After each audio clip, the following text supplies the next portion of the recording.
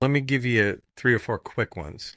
Number Oh, one, you're never going to make any money playing for people that don't have any money. oh, that could be the most depressing bumper sticker in the world. Well, I mean, Okay. No, 100%. so you're in high school and you like this music. So it's cover music. No one's gonna pay you to play the music that you like in high school. I knew that when I was in high school. You have to play when you're young for people that are older than you.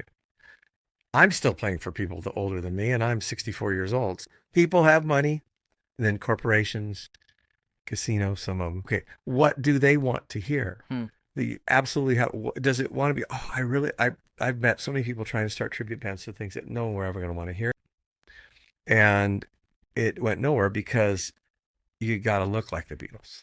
That's true. And you have to be thin and young. And then there's all those guys my age out there with the wigs on that think that make them look young. Anything you do needs to be first rate. If you're going to do the Beatles, you have to do that. But no one knows what the Beach Boys look like until they started dying. And then they're just like old men. And no one really knows what the Eagles look like unless they're a huge fan, and they don't care. And no one even knows what they dress like. You need to look and sound like what they perceive. Hmm. Here's Mark wearing his Hawaiian shirt. The Beach Boys seldom wore Hawaiian shirts. Yeah. And so some guy might choose a Hawaiian shirt, but the fans wore Hawaiian shirts. Yeah.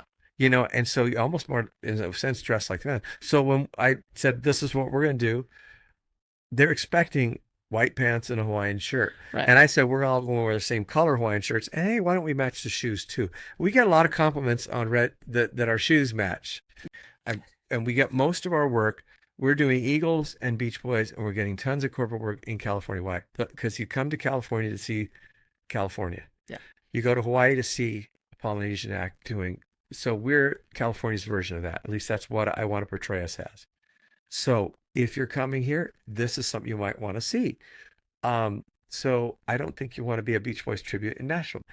And I'm not going to be able to sell a Beach Boys tribute in Nashville because most of the work is in California. But here's the thing you have to understand that many musicians don't.